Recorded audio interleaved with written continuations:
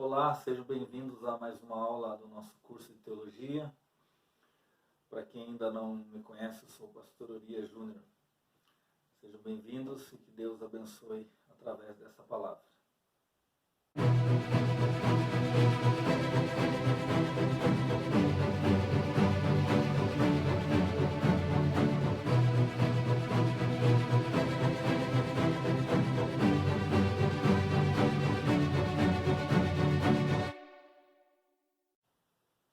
Que a graça e a paz do nosso Senhor Jesus Cristo esteja com todos vocês.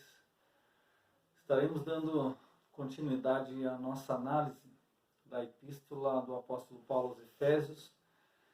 Na última aula nós paramos no capítulo de número 2, falamos sobre o momento onde o apóstolo Paulo, ao escrever, os fazia lembrar da sua vida passada, os fazia entender a forma como eles deveriam estar vivendo no presente e falando também sobre o futuro daqueles que aceitam e permanecem na fé. E hoje nós vamos dar continuidade ao capítulo de número 2. Se você quiser acompanhar comigo, a partir do versículo de número 11, nós vamos até o versículo 22. Nesses 10 versículos vamos estar falando, comentando sobre qual foi a ideia que o apóstolo Paulo, ao escrever a essa igreja, queria passar para eles. A partir do versículo de número 11, o apóstolo Paulo vai falar para essa igreja, e no versículo 11 fica muito claro que eles não eram judeus que haviam se convertido, mas eles eram gentios que haviam se convertido ao cristianismo.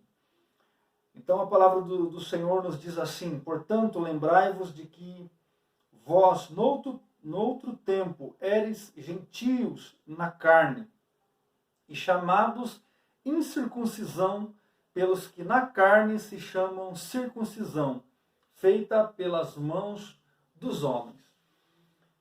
Paulo vai começar a trabalhar a partir do versículo 11, para mostrar a diferença que havia entre os judeus e os gentios. E que em Cristo essa divisão ela terminou, ela acabou. Nós sabemos que o apóstolo Paulo, em outras cartas, como Gálatas, por exemplo, como Romanos, ele vai escrever para um grupo de cristãos que não eram apenas gentios, como estes aqui, mas também judeus, que haviam se convertido a Jesus Cristo. E Paulo teve que logo cedo trabalhar com os problemas relacionados a isso. Porque o grupo de judeus queria forçar os gentios a servir a Deus dentro do judaísmo. E Paulo foi o homem que Deus escolheu para trazer o evangelho e sistematizar esse evangelho e dogmatizar esse evangelho para os gentios. Mesmo ele sendo um judeu, ele teve essa sabedoria divina, essa habilidade dada pelo Espírito Santo para trazer uma liberdade para os gentios, e essa liberdade com uma responsabilidade diante de Deus. E nós vemos que os gentios, em muitos pontos, dentro da lei judaica, não eram obrigados a servir. Então aqui Paulo vai deixar já claro que antes deles se converterem a Jesus Cristo, eles eram mal vistos pelos judeus. E uma das coisas, né, que Paulo deixa claro aqui era a questão da circuncisão. A circuncisão, ela sempre foi para o povo judeu uma obrigação, fazia parte da lei mosaica. Embora a circuncisão veio antes da lei mosaica, ela foi institucionalizada no Sinai. Então, quando Deus chamou a Abraão, no capítulo 17, versículo 10, 11, nós encontramos Deus dando esta orientação a Abraão, que todo homem ao 8º dia, né, o que nasceu macho, ao 8º dia, deveria ser circuncidado. Porque a circuncisão, a partir daquele momento em Gênesis 17, depois ela foi legalizada, ela está dentro dos 613 mandamentos e ordenanças do Antigo Testamento ao povo judeu, ela se tornou obrigatória, porque fazia com que houvesse uma marca diferente nesse povo. Então Deus falou para Abraão: a minha marca estará na vossa carne. Então, não é difícil de entender a expressão incircunciso. Quando um judeu chamava o indivíduo gentil de incircunciso, assim como Davi, naquele momento antes da sua batalha contra Golias, lá em 1 Samuel capítulo 17, nós vamos ver essa narrativa, onde Davi vai, por assim dizer, lançar no rosto de Golias essa expressão: você é um incircunciso. Em outras palavras, para um judeu, aquele que é incircunciso, ele não tem a marca obrigatória que o povo que aceitou a Deus tem. Então Paulo vai deixar claro aqui que havia essa divisão e que eles eram chamados pelos da circuncisão, que eram os judeus, de incircuncisos, e esse era um termo pejorativo, é lógico, era um termo pejorativo usado pelos judeus para aqueles que não eram gentios. Aliás, para aqueles que não eram circuncidados e que eram gentios. Dando continuidade no versículo 12, diz assim: que naquele tempo vocês estavam sem Cristo, separados da comunidade de Israel e estranhos às alianças da promessa, não tendo esperança e sem Deus no mundo. Então, o apóstolo Paulo trabalha algo interessante em Romanos, capítulo 11, onde ele vai falar sobre, digamos, o privilégio de ser um judeu. O privilégio de ser um judeu é que o judeu recebeu a lei, recebeu as promessas do verdadeiro Deus. Então essa é a vantagem dele. Agora, essa vantagem, ela se torna numa desvantagem quando um judeu que recebeu as alianças e as promessas dessas alianças e ele não vive para Deus. É o que Paulo trabalha em Romanos capítulo 2. Que um incircunciso pode ser um homem com seu coração circuncidado, porque embora ele não seja circuncidado na sua carne, o seu coração teme a Deus. Da outra forma, um judeu que na sua carne é circuncidado pode ser diante de Deus um incircunciso, porque embora esteja circuncidado na sua carne, é um desobediente, um rebelde às promessas dentro dessa aliança. Então, anteriormente, essas pessoas, as quais Paulo está escrevendo, que eram gentios, no sentido de que não faziam parte do povo de Israel, eles estavam sem Deus no mundo, e por estar sem Deus no mundo, faziam tudo o que desagradava a Deus, que ele trabalhou no início do capítulo 2, e que nós vimos na nossa última aula. Então, esses gentios, eles não sabiam das promessas, eram estranhos às promessas que Deus fez para o seu povo. Embora, em Gênesis 12:3, fique muito claro que essas promessas que foram feitas a Abraão alcançariam todas as famílias da terra, inclusive os gentios. Então isso já estava predito. Mas antes deles aceitarem a Jesus, eles estavam então sem esperança nenhuma, no sentido da questão da salvação. A vida com que eles viviam em desobediência a Deus só poderia trazer a eles a condenação e o juízo eterno do Criador.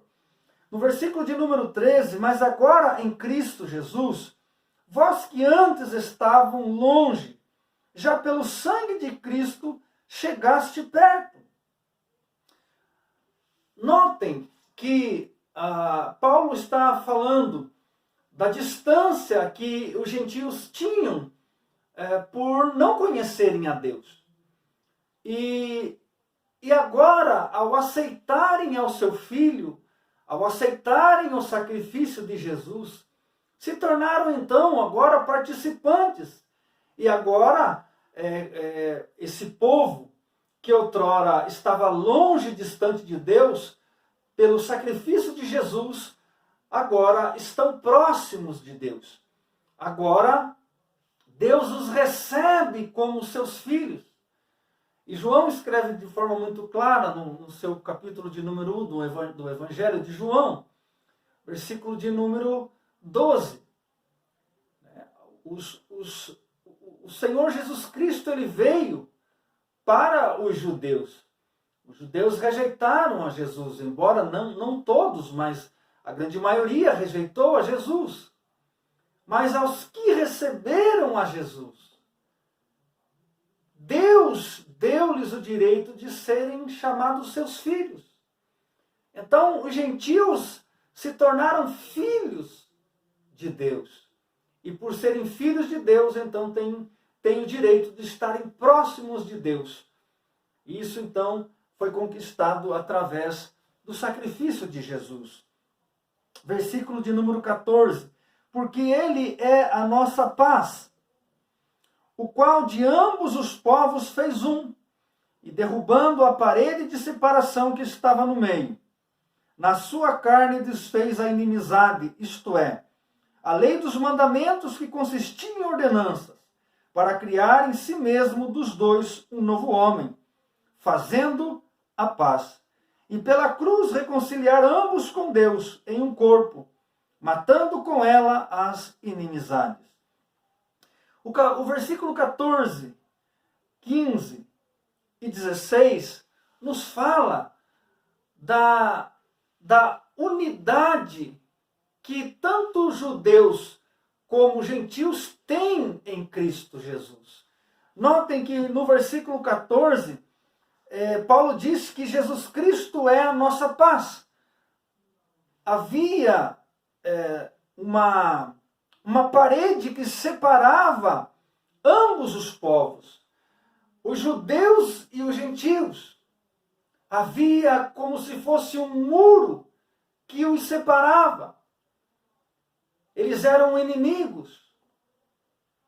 Mas em Jesus Cristo, essa parede foi derrubada.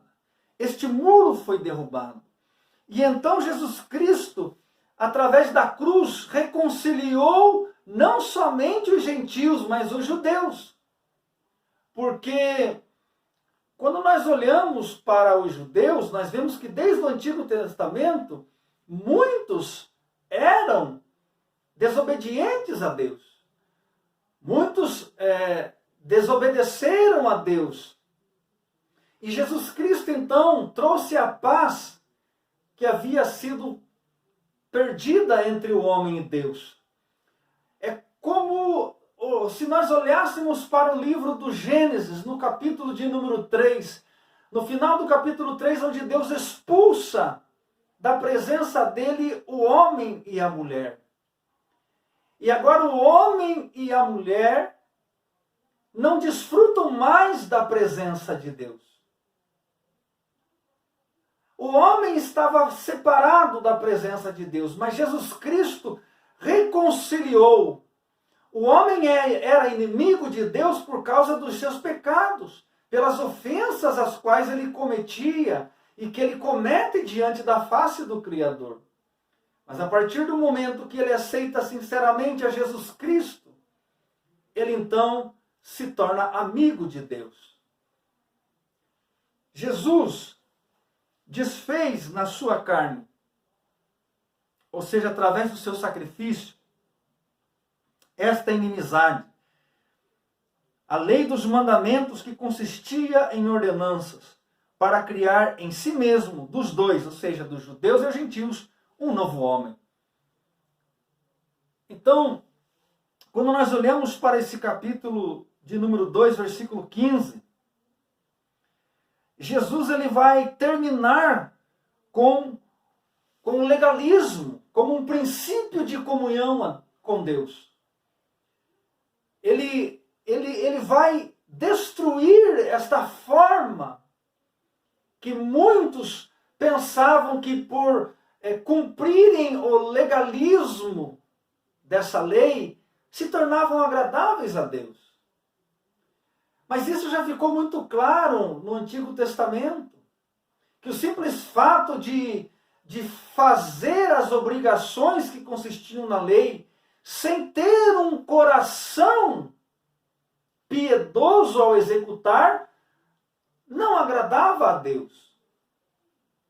E é por isso que nós olhamos no capítulo 1 de Isaías, e Deus diz assim, que ele está enojado com os sábados que eles guardavam, os sacrifícios que eles faziam, os holocaustos apresentados a Deus, as participações nas festas e nas convocações. Se tornava pesado para Deus tudo aquilo, porque não havia o coração naquilo. Simplesmente havia o legalismo, e Jesus Cristo terminou com o legalismo, o sentido aqui da lei, de desfazer a lei e os mandamentos que consistiam em ordenanças, é porque o executar esses mandamentos sem o coração, sem ser em espírito e em verdade, como está em João capítulo 4, versículo 23, de nada adianta. É o que Jesus falou no capítulo 23 de Mateus, versículo 23. Vocês dão o dízimo disso, daquilo e daquele outro, mas esquecem do amor ao próximo, da misericórdia. Esquecem do amor a Deus nos seus atos de justiça. Então, Jesus ele veio destruir a legalidade, o legalismo, melhor dizendo, as pessoas que viviam uma religião legalista, mas não tinham o coração nela. Não tinham o coração nela. Jesus reprovou essas pessoas no seu ministério terreno. E essas pessoas buscavam executar aquilo que estava prescrito nessa lei. Mas não havia o coração. E é sobre isso que Paulo escreve, e eu gostaria de abrir com vocês aqui em Romanos capítulo 8. É sobre isso que o apóstolo Paulo escreve. Em Romanos capítulo de número 8, versículo de número 2, diz assim: porque a lei do Espírito de vida em Cristo Jesus me livrou da lei do pecado e da morte. A lei do Espírito de vida. Quando Jesus Cristo morreu naquela cruz, ressuscitou e glorificado, pôde enviar o Consolador, esse Espírito que opera tanto em judeus como em gentios, faz com que esse cristão sirva a Deus dentro do judaísmo ou fora dele, em espírito e em verdade, com sinceridade diante de Deus. O versículo de número 18 em diante nos diz assim: porque por ele ambos temos acesso ao Pai em um mesmo Espírito.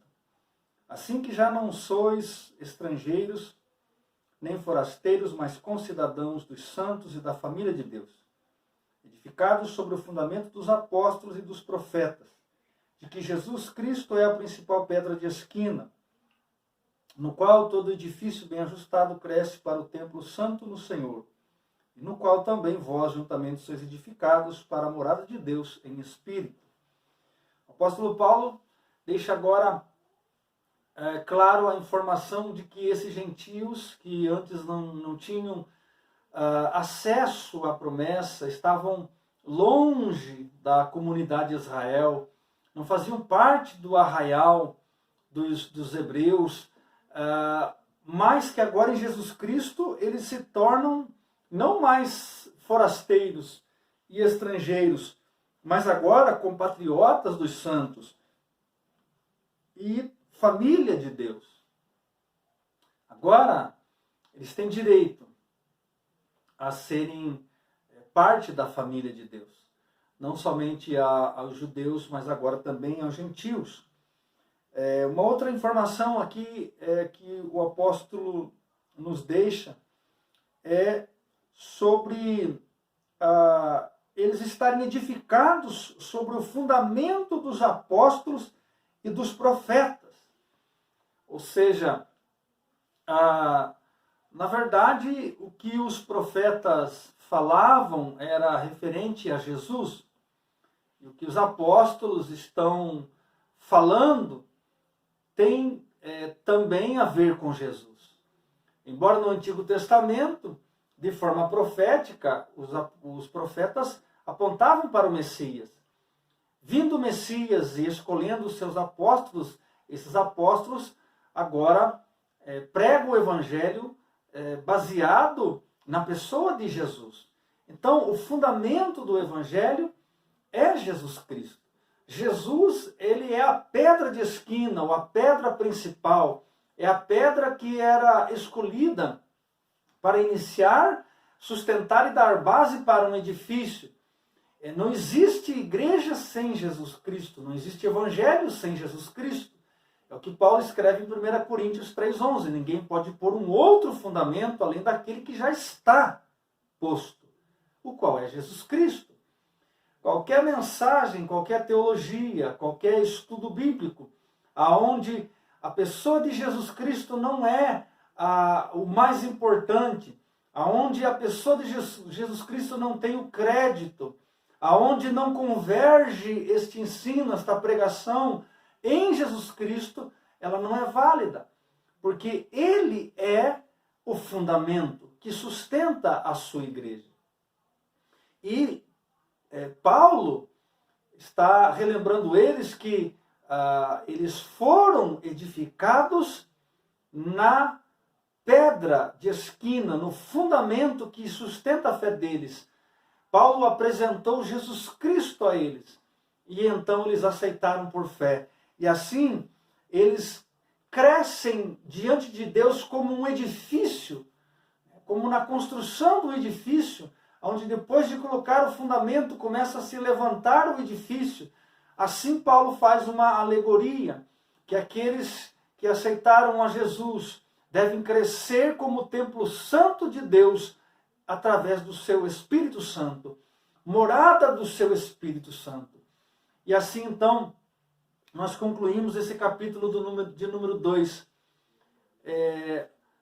trazendo o ensinamento de Paulo sobre essa união que Jesus Cristo proporcionou, essa destruição da inimizade que havia entre este povo. Não há mais distinção, não há mais separação, não há mais acepção. Agora todos são um em Jesus Cristo.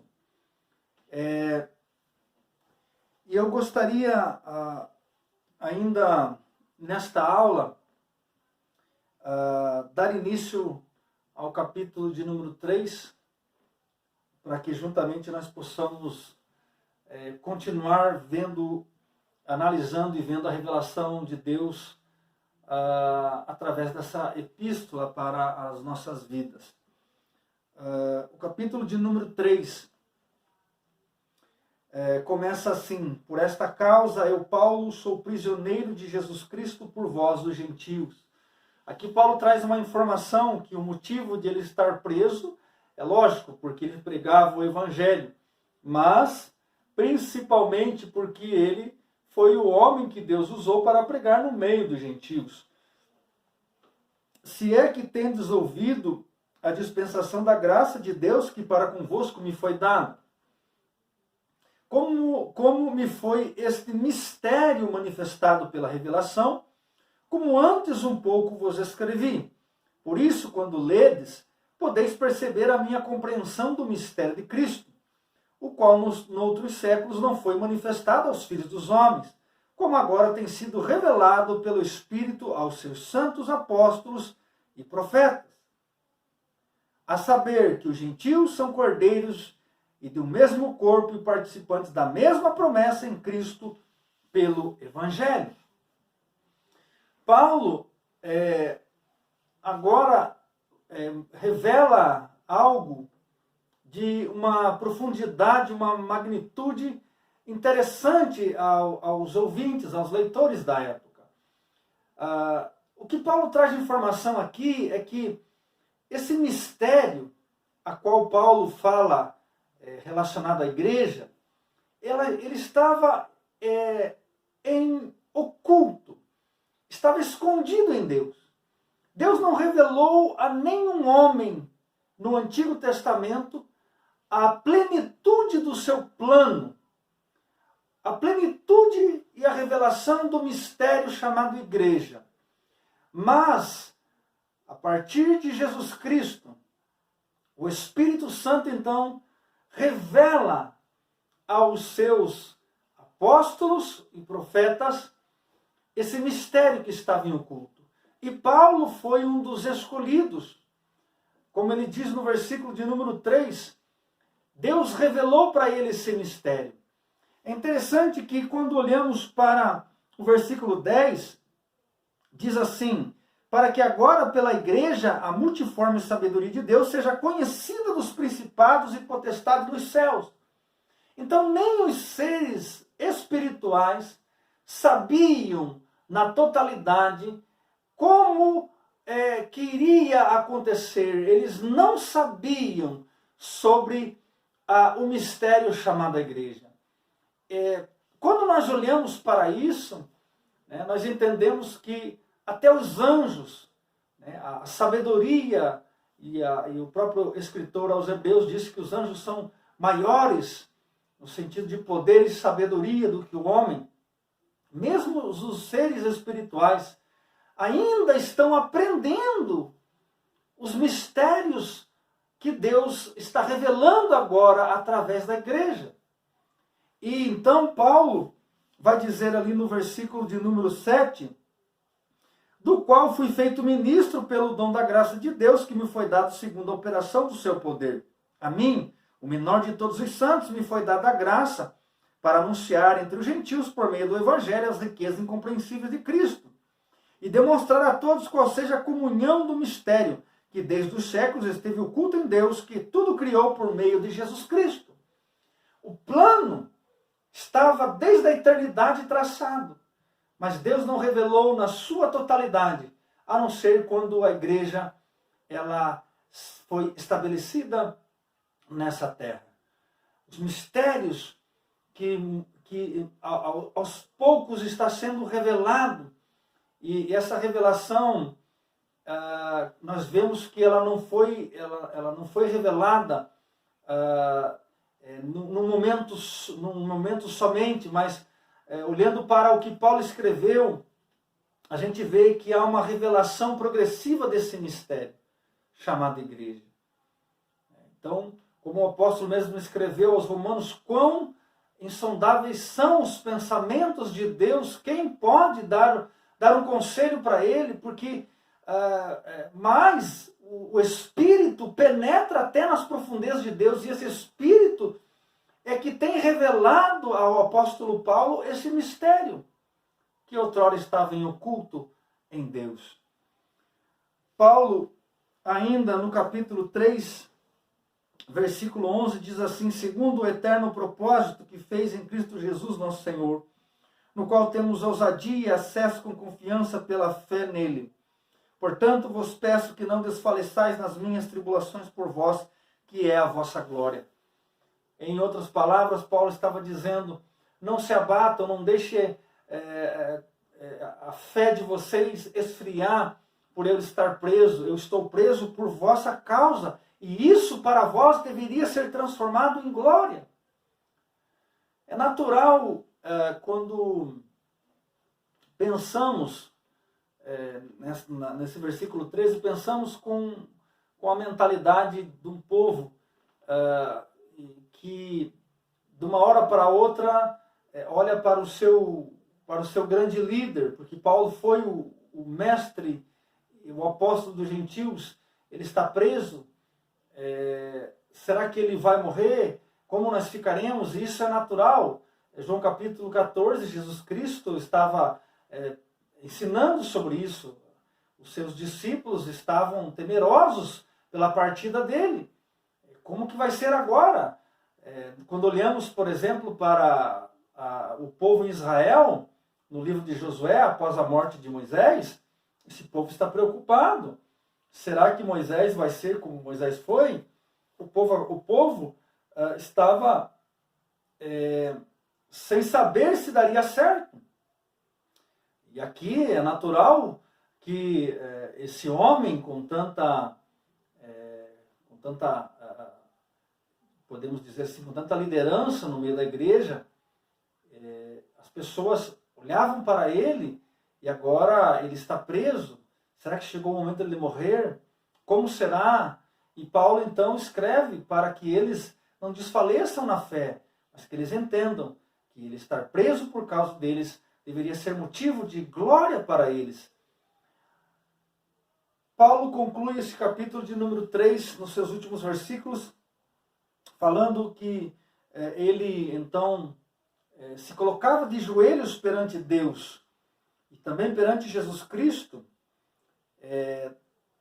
E ele então, no versículo 14, nos diz assim: por causa disto me ponho de joelhos perante o Pai de nosso Senhor Jesus Cristo, Senhor nosso, do qual toda a família nos céus e na terra toma um nome, para que, segundo as riquezas da sua glória, vos conceda que sejais fortalecidos com poder pelo Espírito no seu homem interior, para que Cristo habite pela fé em vossos corações, a fim de que, estando enraizados e fundados em amor, poderdes perfeitamente compreender com todos os santos qual seja a largura, o comprimento, a altura e a profundidade, e conhecer o amor de Cristo que excede todo o entendimento, para que sejais cheios de toda a plenitude de Deus. Assim como Paulo havia recebido de Deus tamanha revelação e tamanho conhecimento, ele agora ora a Deus para que estes sejam fortalecidos por ele e sejam preenchidos por ele, assim como Paulo foi, assim como Paulo é, para que eles possam receber de Deus também revelações profundas dos mistérios de Deus, para que eles conheçam, quando Paulo usa a expressão comprimento, largura, altura e profundidade, ou seja, a totalidade da pessoa de Cristo, e assim permaneçam cada vez mais firmes nessa fé. Ora, aquele que é poderoso para fazer tudo mais abundante além daquilo que pedimos ou pensamos, segundo o poder que em nós opera, a esse glória na igreja, por Jesus Cristo em todas as gerações, para todos sempre. Amém. Paulo, então, conclui este capítulo 3, glorificando a Deus e glorificando a Jesus Cristo. E que todas as gerações, e nós somos de uma geração que veio depois desse período, e também devemos buscar esta plenitude de conhecimento de Deus, da sua vontade, conhecer intimamente a Jesus Cristo, para que possamos também estar fortalecidos nesta mesma fé. Que Deus abençoe a sua vida e nos encontramos na nossa próxima aula, em nome de Jesus.